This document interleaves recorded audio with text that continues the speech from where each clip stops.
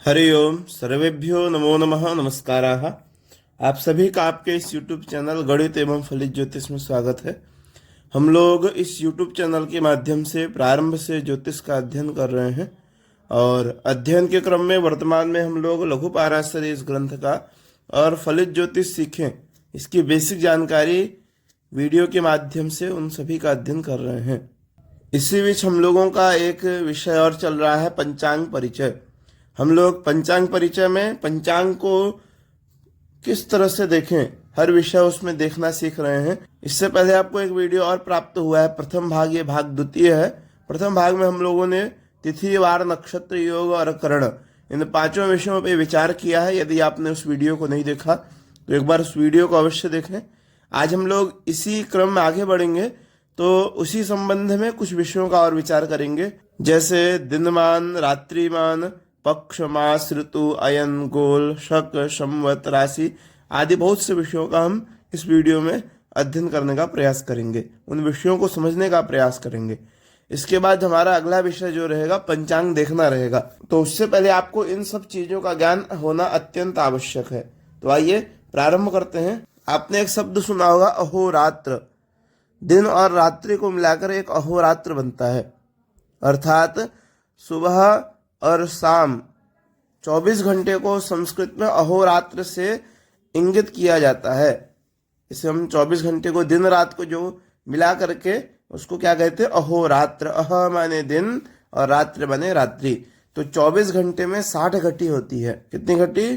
24 घंटे में 60 घटी। अभी एक वीडियो आपको और प्राप्त होगा जिसमें आप ये जानेंगे कि कैसे घटी पल को घंटा मिनट में बदलें, क्योंकि पंचांग में आप देखेंगे हर विषय घटी पल में दिया होगा, तो उसको आपको घंटा मिनट में कैसे बदलना है ये विषय भी आपको बताएंगे आगे। आइए, दिनमान किसे कहते हैं? तो सूर्योदय से सूर्यास्त तक के समय को दिन कहते हैं। और यह दिन कितनी घटी पल का है, यही घटी पल दिनमान कहलाता है। सभी पंचांगों में दिनमान की घटी पल लिखा रहता है, किंतु पंचांग में लिखा दिनमान उस स्थान का होता है जहां से पंचांग निकलता है। जहां का पंचांग होता है उस स्थान का उसमें दिनमान होता है। रात्रिमान किसे कहते हैं? तो सूर्यास्त से अगले दिन सूर्योदय तक की घटी पल को रात्रिमान कहते हैं। दिन रात मिलाकर 60 घटी होता है, माने 12 घंटा दिन 12 घंटा रात मिला देंगे तो 60 घटी होता है। अतः 60 घटी में से दिनमान की घटी पल को घटा देने से जो शेष बचेगा वही रात्रिमान होगा। जैसे पंचांग में आप अभी देखेंगे, जब पंचांग देखना सीखेंगे वहां पे घटी पल लिखा होता है, दिनमान जो होता है घटी पल में लिखा होता है। तो वही जो दिनमान होगा, रात्रिमान निकालने के लिए क्या करना है, तो दिनमान को 60 घटी में से घटा देने से हमारा रात्रिमान निकल जाएगा। लेकिन अब दिनमान से हम घटी पल से तो समझ नहीं पाएंगे, उसको घंटा मिनट में बदल के तब हम समझेंगे कि दिन कितने घंटे का है और रात्रि कितने घंटे की है। वही दिन का मान और रात्रि का मान। विषय समझ में आ रहा होगा। हम लोग उस विषय को एक अलग से वीडियो में देखेंगे। आइए आगे बढ़ते हैं, पक्ष की बात करते हैं। तो पक्ष के विषय में आप जानते ही होंगे, 2 पक्ष होते हैं। एक शुक्ल पक्ष होता है, एक कृष्ण पक्ष होता है। शुक्ल पक्ष में पूर्णिमा, कृष्ण पक्ष में अमावस्या यह तिथि पड़ती है। जो इनकी 15वीं तिथि होती है, शुक्ल पक्ष की पूर्णिमा होती है और कृष्ण पक्ष की जो 15वीं तिथि होती है वह अमावस्या होती है। इसको 30 नंबर लिखा जाता है। ये पक्ष हो गया। आइए आगे बढ़ते हैं। मास 12 महीने होते हैं जिनको चांद्रमास कहते हैं। ज्योतिष में देखेंगे तो मास 4 प्रकार से होते हैं, सौर मास, चांद्रमास, सावन मास और नक्षत्र मास। हम खाली इसमें से अभी वर्तमान में चांद्रमास की बात करेंगे। तो चांद्रमास किसे कहते हैं? तो जो 12 महीने होते हैं इनको चांद्रमास कहते हैं। चैत्र, वैशाख, ज्येष्ठ, आषाढ़, श्रावण, भाद्रपद, आश्विन, कार्तिक, मार्गशीर्ष, पौष, माघ, फाल्गुन। मार्गशीर्ष को अगहन भी कहते हैं। तो इस तरह से ये जो 12 महीने हैं इनके नाम आपको याद होने चाहिए। फिर से एक बार बोल रहा हूँ, चैत्र, वैशाख, ज्येष्ठ, आषाढ़, श्रावण, भाद्रपद, आश्विन, कार्तिक, मार्गशीर्ष, पौष, माघ, फाल्गुन। इन्हीं 12 महीनों को चांद्रमास भी कहते हैं। आइए ऋतुओं के बारे में जानते हैं। एक वर्ष में 6 ऋतुएं होती हैं और ऋतुओं का संबंध सूर्य से है। 6 ऋतुएं कौन सी हैं? वसंत, ग्रीष्म, वर्षा, शरद, हेमंत, शिशिर। ये जो है 6 ऋतुएं होती हैं। जब सूर्य मीन और मेष राशि में होता है तो उस समय वसंत ऋतु होती है। जब सूर्य मीन और मेष राशि का होगा तो कौन सी ऋतु होगी? वसंत ऋतु। जब सूर्य वृष और मिथुन राशि का होगा ग्रीष्म ऋतु। जब सूर्य कर्क और सिंह राशि पर होगा तो वर्षा ऋतु। जब सूर्य कन्या और तुला राशि पर होगा तो शरद ऋतु। जब सूर्य वृश्चिक और धनु राशि पे होगा तो हेमंत ऋतु। और जब सूर्य मकर और कुंभ राशि का होगा तो शिशिर ऋतु होगी।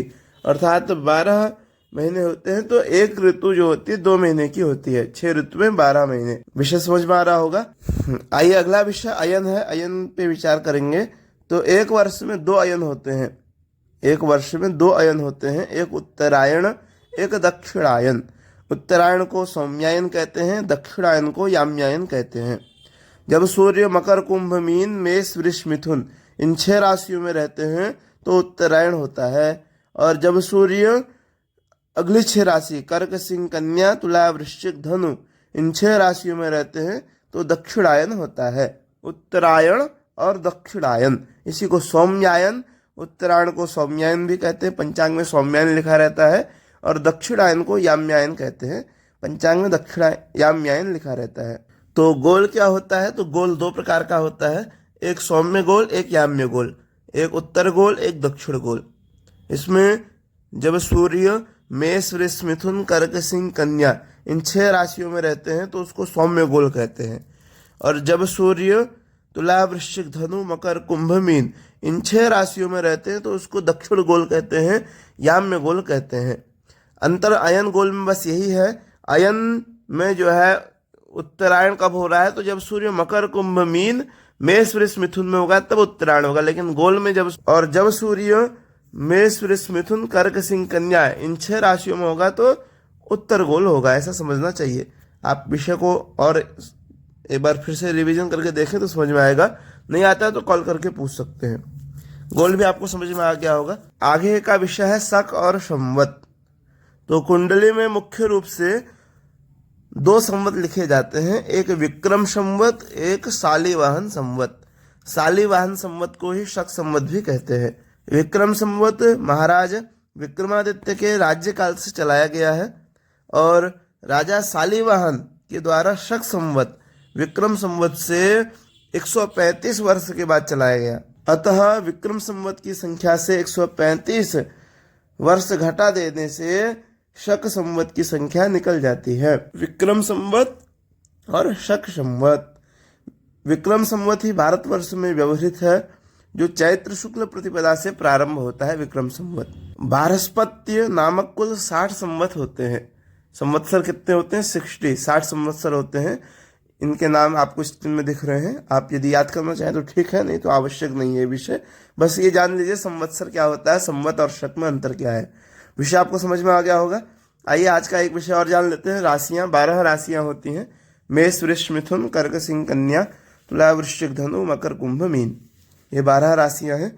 तो आज का विषय हम इतना ही रखते हैं, बाकी अन्य विषय नहीं जोड़ते हैं, विषय बहुत बड़ा हो जाएगा। आपसे निवेदन रहेगा, यदि आप इस वीडियो में कहीं से भी आए हैं, इस चैनल को एक बार सब्सक्राइब अवश्य करें, क्योंकि फिर पुनः वीडियो आपको प्राप्त हो न हो, यदि आप चैनल को सब्सक्राइब करते हैं, बेल आइकन ऑन करते हैं तो आपको नोटिफिकेशन मिलती रहेगी और इस तरह से आप अध्ययन करते रहेंगे। वीडियो को शेयर अवश्य करें। हम लोग मिलते हैं तीसरे वीडियो में, जिसमें हम पंचांग देखने की विधि सीखेंगे। धन्यवाद।